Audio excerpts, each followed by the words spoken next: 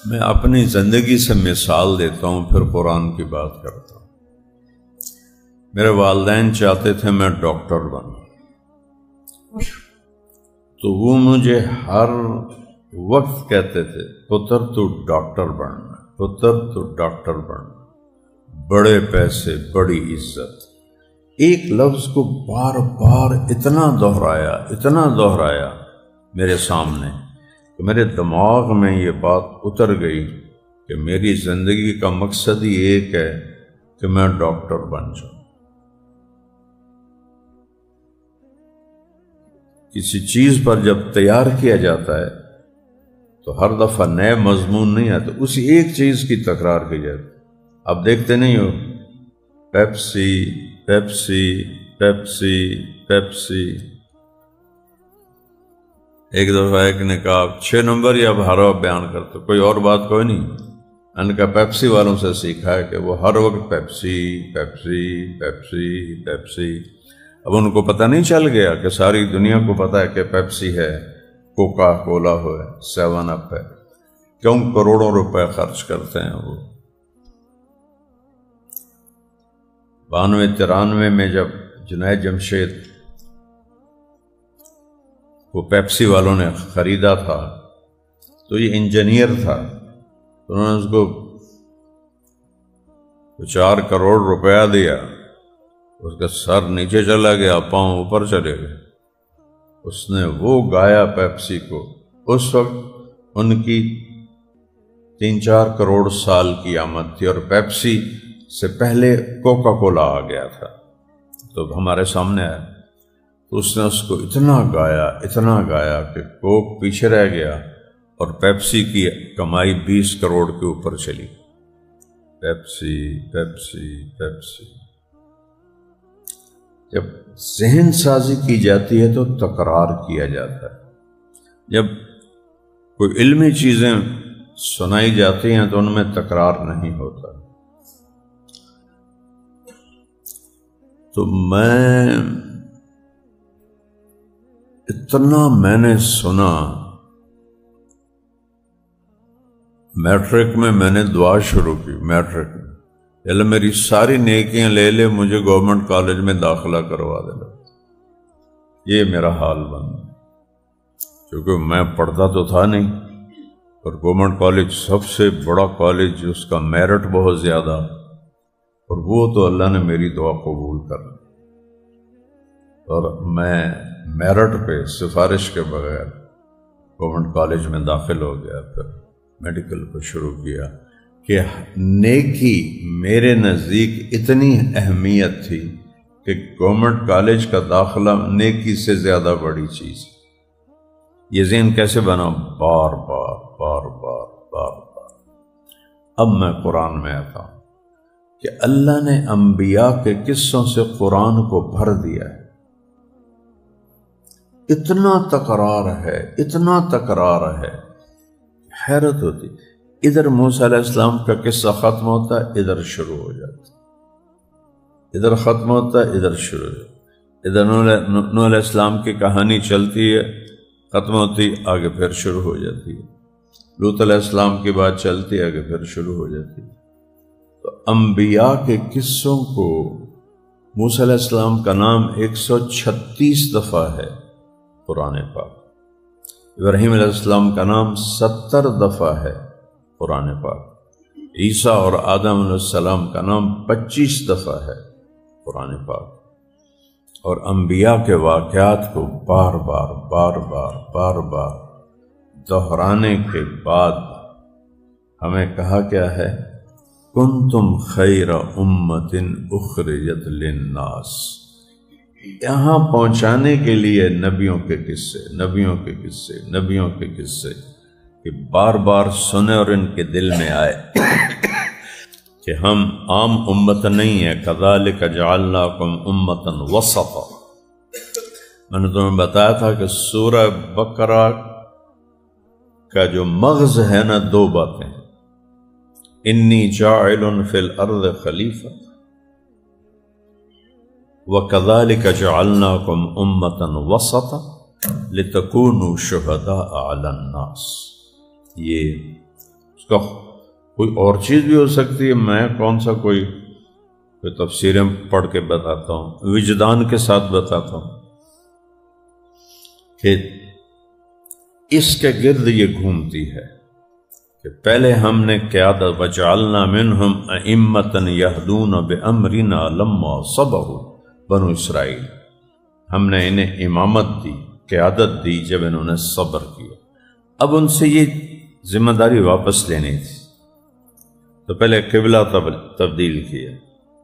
سیقول السفہاء ما ولاہم عن قبلتہ التی کانوا علیہا قل للہ المشرق والمغرب۔ آگے کیا ہے؟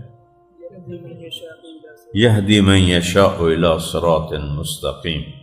آگے پھر ایک دم پہلے ظاہری نشانی کو ان سے چھینا، بیت المقدس سے بیت اللہ، اور پھر اس کے بعد آیا وَكَذَلِكَ جَعَلْنَا، جیسے ہم نے ان سے قبلہ لے کر تمہارا قبلہ ابراہیم کا قبلہ تمہیں دے دیا، ایسے ہی ہم نے ان سے قیادت لے کر تمہیں دے دی۔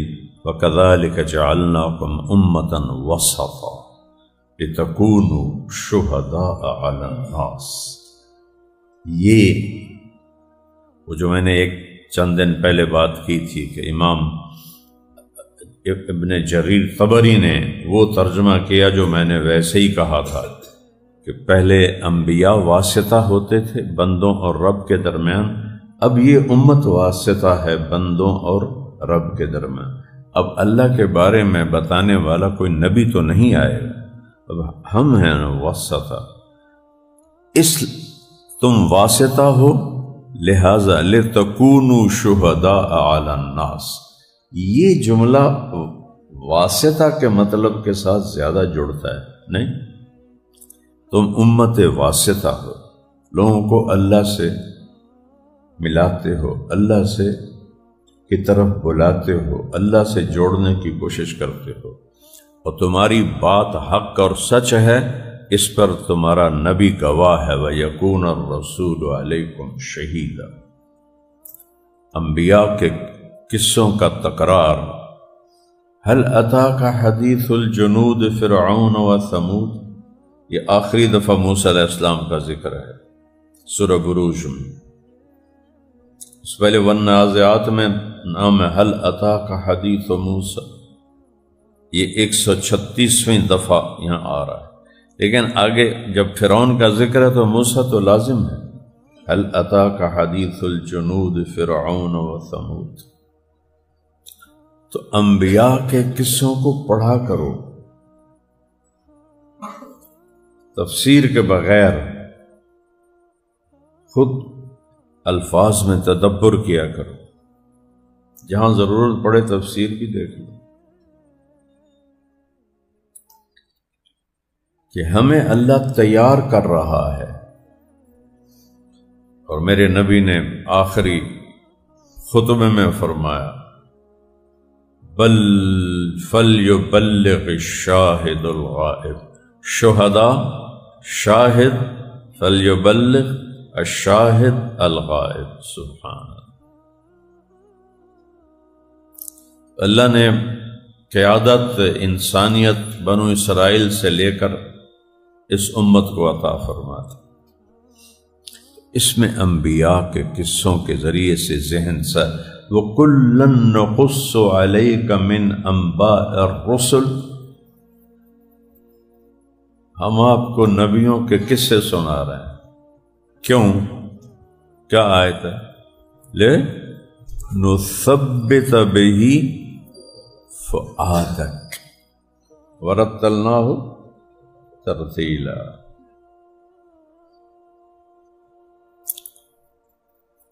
فؤاد فعید سے ہے، فعید جلے ہوئے گوشت کے ٹکڑے کو کہتے ہیں، لِنُثَبِّتَ بِهِ قلب کا نہیں فرمایا، قلب اس کو کہتے ہیں۔ فؤاد اس کی جو اندر کیفیت ہوتی اس کی وجہ سے مطلب تبدیل ہو جاتا ہے۔ وَأَصْبَحَ فُؤَادُ أُمِّ مُوسَىٰ فَارِغًا، دل جل چکا تھا بیٹے کی جدائی پر، وَإِنْ كَادَتْ لَتُبْدِي بِهِ لَوْلَا أَن رَّبَطْنَا عَلَىٰ، اب فاد تو نہیں آیا نا، قلبها، اللہ نے دل کو مضبوط کر دیا تو فاد نکل کے قلب آ گیا۔ تو میرے نبی پر عالم کا بوجھ ہے، پورے عالم کے کفر کا، سپر پاورز کا، تو اللہ کہہ رہا ہے تو آپ کا دل یقیناً انتہائی اس ذمہ داری کی وجہ سے پریشانی میں ہے، گھبراہٹ میں ہے، تو اللہ نے کہا کُلًّا نَقُصُّ عَلَيْكَ مِنْ أَنْبَاءِ الرُّسُلِ مَا نُثَبِّتُ بِهِ فُؤَادَكَ۔ اب آپ کے فؤاد کو ہم نے دل بنا دیا، نزل بِهِ الروح الامین علی قلبک، اب قلب آ گیا کہ نبیوں کے قصوں نے مضبوط کر دیا۔ یوسف علیہ السلام کے قصے کو اللہ نے احسن القصص فرمایا ہے۔ مفسرین نے لکھا ہی ہوں گی ان کی وجوہات، میرے سامنے تو نہیں ہے، لیکن جو سورہ یوسف کو پڑھنے سے ایک ذہن میں بات آتی ہے کہ یہ عجب کہاں، ایک تو یہ وہ کہانی ہے نبی کی جو شروع سے چلتی اور آخر پہ جا کے ختم ہوتی، توفنی مسلمن، پیدائش سے لے کر موت تک پوری کہانی آتی ہے، اور ایسے حالات ہیں جو دنیا میں پیش آتے رہیں گے، اپنوں میں بھی، غیروں میں بھی، بھائیوں میں بھی، رشتوں میں بھی حالات یہ آتے رہیں گے۔ ان حالات میں سے کس طرح نکلنا ہے کہ دنیا بھی بن جائے، اللہ بھی مل جائے، آخرت بھی بن جائے، یہ پوری تفصیل ہے اس کی، اور کسی صورت میں یہ تفصیل نہیں ہے کہ جب حالات آتے ہیں ان سے نکلنے کا راستہ کیا ہے، قدم قدم پہ، قدم قدم پہ، قدم قدم پہ ابتدا ہوتی ہے حد درجے کے انتقام پر، اور انتہا ہوتی ہے یغفر اللہ لکم، حد درجے کے معاف کرنے پر۔ اللہ اذ قالوا لیوسف واخوہ احب ابینا منا ونحن عصبہ ان ابانا، پڑھو،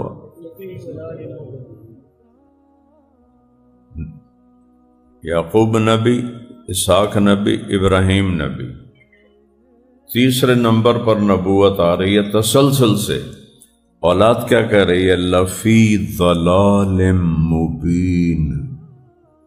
یقیناً اس کا ترجمہ مفسرین نے وہ نہیں کیا ہوگا، لیکن لفظ دیکھو نا،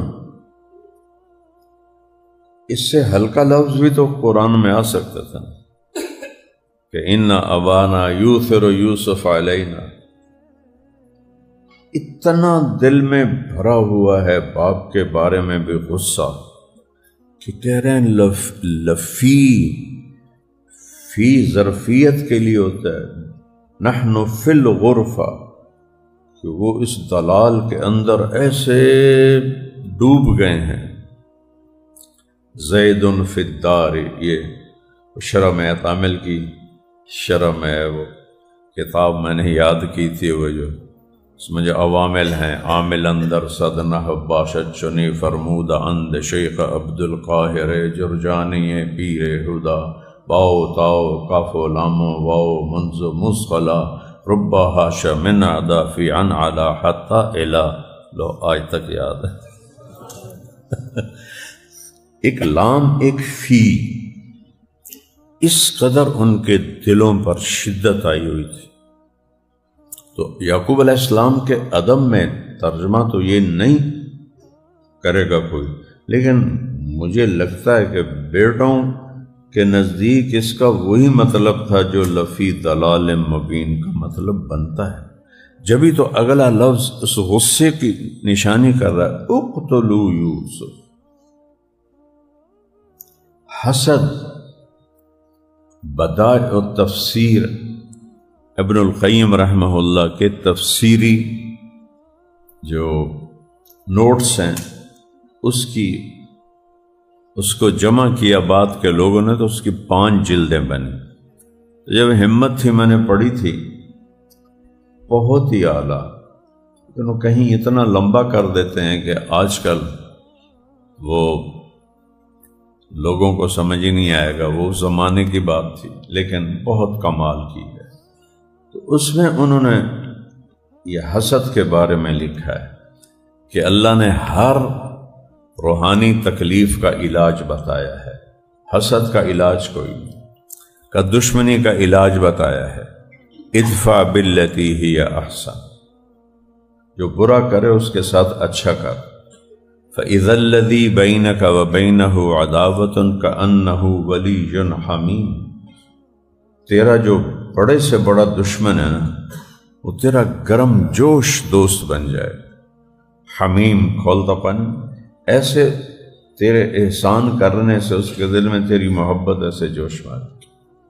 جب حسد کی بات آئی تو وہاں کہا وَمِن شَرِّ حَاسِدٍ إِذَا حَسَدَ، یہ ابن القیم کی بات بتا رہا کہ اللہ نے یہاں یہ نہیں کہا کہ حاسد جب حسد کرے تو یہ کام کرو تو اس کا حسد ختم ہو جائے گا، نہیں، حاسد سے جتنا اچھا کرو گے اس کا حسد اتنا بڑھے گا، تو لہذا مجھے کہو کہ میں تمہاری حاسد سے حفاظت کروں۔ جادو بھی لوگ کیوں کرواتے ہیں؟ حسد کی وجہ سے۔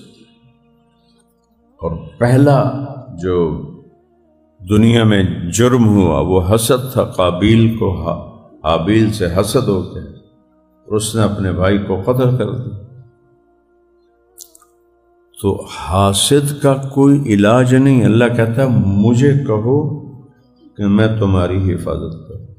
تو بھائیوں کا حسد تھا اس درجے کا کہ جس کے ساتھ لفی ضلال مبین جڑتا ہے، کیا کہ اقتلوا، عمر کیا تھی؟ 10 سے 12 سال عمر۔ جب 10 سال کا بچہ کیا ہے، 12 سال کا بچہ کیا ہے؟ ایک اس سے پتہ چلتا ہے کہ استعینوا علی امورکم بالکتمان، اپنے کاموں کو مکمل کرو چھپا کے، کہ حاسد کی نظر کھا جاتی ہے۔ یوسف علیہ السلام کو باپ نے کہا لا تقصص رؤیاک علی اخوتک فیکیدوا لک کیدا، لیکن وہ معصوم بچے تھے، انہوں نے کہہ دیا، جب کہا تو یہ کہانی شروع، ما لک لا تأمنا علی یوسف وإنا له لناصحون ارسلہ معنا غدا یرتع ویلعب وإنا له لحافظون القوہ فی غیابت الجب، جب اس کنویں کو کہتے ہیں جس میں پانی نہ ہو، شکر، اور بیر اس کو کہتے ہیں جس میں پانی ہو۔ تو وہ اس کو لے گئے مارتے ہوئے، جب ڈالنے لگے تو انہوں نے ایسے منڈیر کو پکڑ لیا ایسے، تو ایک بھائی نے یہاں تلوار ماری، یہ ہاتھ چھوٹ گیا، یہاں تلوار ماری، یہ ہاتھ چھوٹ گیا، نیچے گئے، فَأَوْحَيْنَا إِلَيْهِ لَتُنَبِّئَنَّهُمْ بِأَمْرِهِمْ هَذَا وَهُمْ لَا يَشْعُرُونَ۔ ایک دن آئے گا یوسف تو اپنے بھائیوں کو یہ سب کچھ بتائے گا اور انہیں پتہ بھی نہیں ہوگا۔ اس پر جواد وسیم صاحب کا علم آپ کو سناتا ہوں کہ ایک مولانا صاحب تقریر فرما رہے تھے، یوسف علیہ السلام کا قصہ سنا رہے تھے اور کنویں کی کہانی آ گئی۔ جب یوسف علیہ السلام نے پائیاں نے کھوئے سٹیا تے آواز آئی، آگے بھول گئے، لَتُنَبِّئَنَّهُمْ، تو آواز آئی، یاد کر رہا ہے، نہیں یاد آیا، پھر پیچھے سے دوبارہ بال اٹھایا اور پوری طاقت سے ریس لیتے ہوئے آئے، جدوں یوسف علیہ السلام انہوں نے بھائیاں نے کھوئے سڑیا تے آواز آئی، اوے سن لو، اوے بندے سن لو، آواز آئی، اوے غور نال سنو، آواز آئی، پھر بھول گئے۔ اب انہوں نے کہا تیسری دفعہ بھی بھولا تو انہوں نے مجھے چھتر مارنے ہیں، کچھ تو کہنا ہی پڑے گا۔ اوے سن لو، پھر نہ کہا جے مولوی نے مسئلہ نہیں دسیا، قرآن نہیں دسیا، سن لو سارے دھیان نال غور نال۔ جدوں یوسف علیہ السلام انہوں نے بھائیاں نے کھوئے چڑھا دے، آواز آئی کڑوں،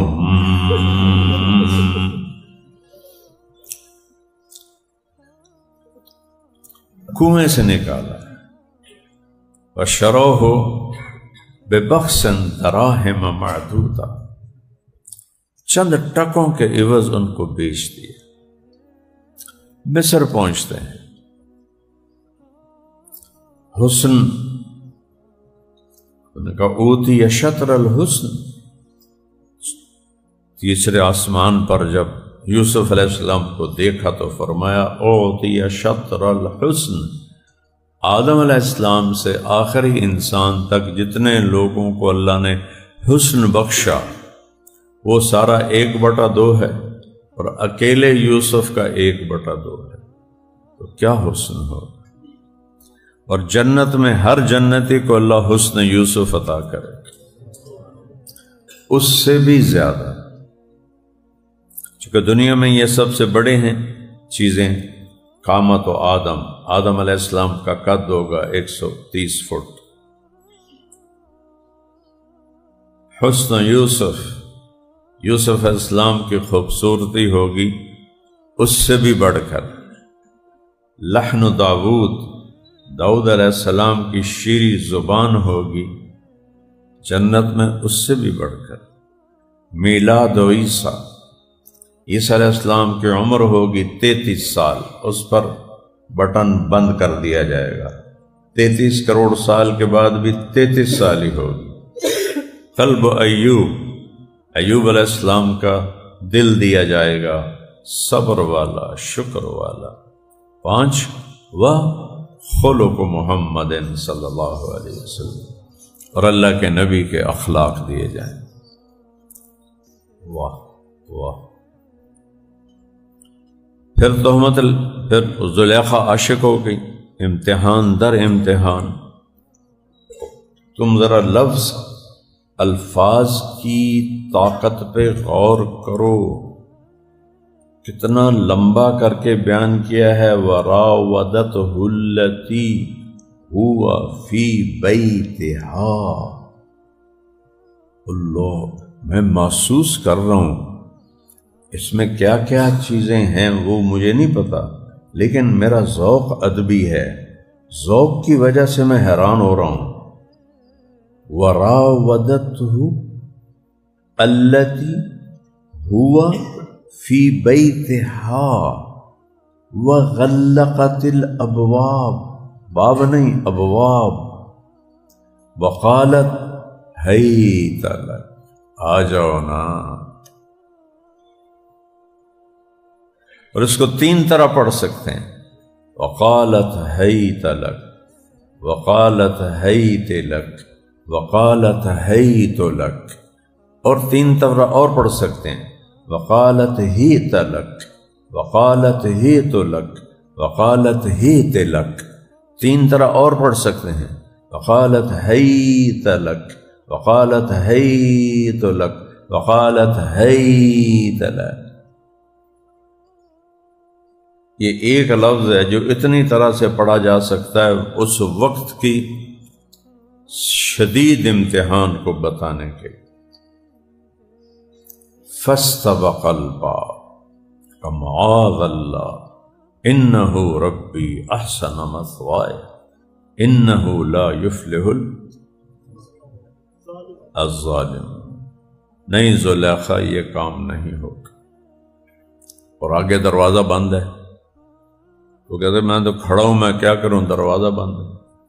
تو فاستبق الباب، ان کو پتا وہ تالا لگا ہوا ہے، وہ قریب جاتے ہیں تو ٹھک تالا ٹوٹتا ہے، دروازہ کھلتا ہے۔ پھر آگے دوڑتے ہیں، وہ پیچھے دوڑتی ہے، ٹھک پتہ نہیں کتنے دروازے. ابواب بتاتا ہے کہ زیادہ ہی دروازے ہوں گے، واللہ عالم، کسی نے لکھا ہوگا.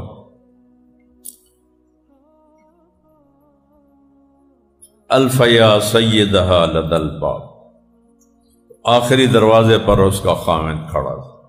قدت قمیصہ من دبر، قمیص پہ ہاتھ مارا پکڑنے کے لیے پیچھے سے پھٹ گئی. ہی راودتنی عن نفسی، جناب میں بے قصور ہوں، اس نے مجھے بہکایا ہے. فشہد شاہد من اہلہا، اہلہا زلیخا کے اہل، کانا کبیر السن اور طفل، چھوٹا بچہ. اس نے کیا خوبصورت قاضی شرح بن کے فیصلہ سنایا. ان کانت قمیصہ قد من دبر فکذبت وہو من الصادقین، وَإِنْ كَانَ قَمِيصُهُ قُدَّ مِنْ قُبُلٍ فَصَدَقَتْ وَهُوَ مِنَ الْكَاذِبِينَ فَلَمَّا رَأَىٰ قَمِيصَهُ قُدَّ مِنْ دُبُرٍ قَالَ إِنَّهُ مِنْ كَيْدِكُنَّ إِنَّ كَيْدَكُنَّ عَظِيمٌ. نے کہا اگر کرتا پیچھے سے پھٹا ہے تو زلیخا جھوٹی ہے، اگر کرتا آگے سے پھٹا ہے تو یوسف علیہ السلام اللہ نہ کرے جھوٹے ہیں. دیکھا تو کرتا پیچھے سے پھٹا ہوا تھا. اِنَّهُ مِنْ كَيْدِكُنَّ إِنَّ كَيْدَكُنَّ عَظِيمٌ. اتنے بڑے امتحان، یہ روز کے واقعات ہیں. بھائیوں کا ظلم چل رہا ہے اور ادھر ایک صبر ہے. شور دریا سے یہ کہتا ہے سمندر کا سکوت. اقبال یاد آ گیا پتہ نہیں کہاں سے. شور دریا، دریا میں شور ہوتا ہے. شور دریا سے یہ کہتا ہے سمندر کا سکوت، جس کا جتنا ظرف ہے اتنا ہی وہ خاموش ہے. دریا شور مچا رہے ہوتے ہیں، خاص طور پہ پہاڑی دریا، کیا آواز ہوتی ہے. جلال الدین خوارزم کی قبر کو سلام ہے، پتہ نہیں کہاں دفن ہے. آخری لڑائی اس نے جو چنگیز خان سے لڑی وہ دریائے سندھ کے کنارے KPK سے کہ باؤنڈری کے اندر. تو اس وقت یہ تربیلا ڈیم تو نہیں تھا، دریائے سندھ پورا طوفان طغیانی.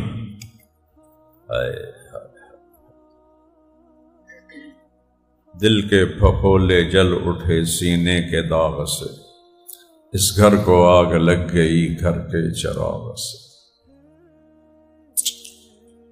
جب اس نے دیکھا نا کہ اب اس نے چنگیز خان کو للکارا، جلال الدین 27,000 کا لشکر بکھرا ہوا، اور وہ 60,000 کے لشکر کے ساتھ آیا تھا، سب گھوڑ سوار.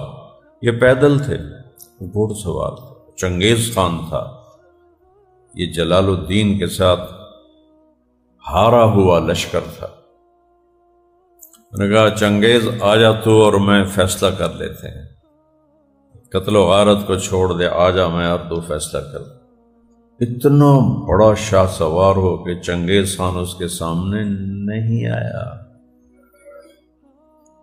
پھر اس نے دیکھا کہ اب بچنے کی کوئی امید نہیں، تو اس نے اپنے 2 بچے پانی میں پھینک دیے، پھر اپنی بیوی کو اٹھا کے پانی میں پھینک دیا، پھر اپنی ماں کو اٹھا کے پانی میں پھینک. مچھلیاں کھا گئیں یا کہیں ان کی لاش کسی کو ملی، کچھ پتہ نہیں. پھر زرہ اتاری اور گھوڑے سمیت دریائے سندھ میں چھلانگ لگا. گھوڑا تو اتنا تیراک بھی نہیں ہوتا ہے لیکن ایسا نہیں ہوتا ہے. اور ٹھاٹھیں مارتا ہوا دریا، اور اس میں غوطے کھاتا ہوا اس کو کھینچ کے لے جا رہا ہے. چنگیز خان کنارے پر پہنچا، کہنے لگا سلام ہے اس ماں کو جس نے ایسا بیٹا پیدا کیا. تو اس کے سپاہیوں نے تیر نکالے، نہیں اس کو قتل نہیں کرنا، اسے نہیں قتل.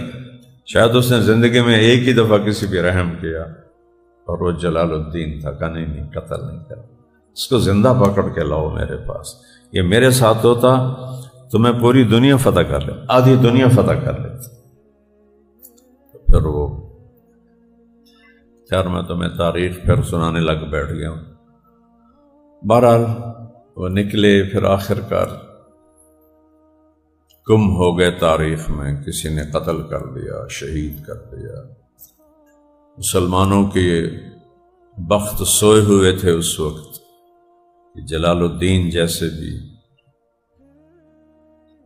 ہندوستان سے نکلا، خراسان میں آیا، ایک آدمی نے پناہ دی، وہاں اس نے رات کو حکم دیا میرے گھوڑے کو تیار کر، زرہ پہنی، اور حکم دیا، میرے کچھ ساتھی اور بھی ساتھ آ گئے تھے، میرے ساتھ میرا کوئی ساتھی نہیں آئے گا، میں اکیلا جا رہا ہوں، اللہ کی تقدیر جو میرے بارے میں لکھی ہے اس کے آگے سر تسلیم کر کے میں جا رہا ہوں، میرا کوئی پیچھے نہ کرے۔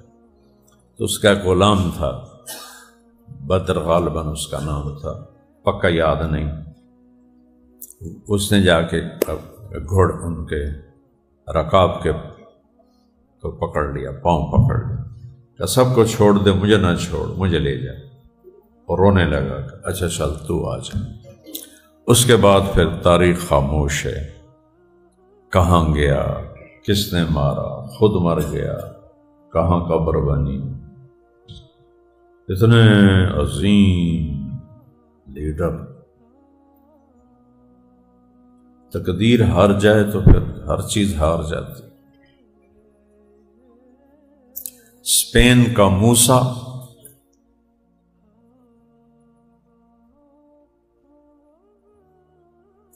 غرناطہ کا، ترکستان کا جلال الدین، اور ہندوستان کا جنرل بخت خان، راجپوت تھا، برادری آئی میری۔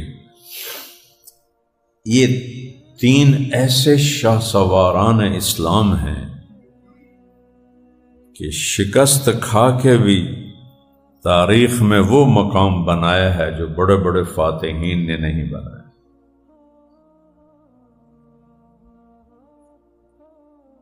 اللہ موقع دے تو تاریخ پڑھا کرو، میں نے بہت کچھ سیکھا ہے۔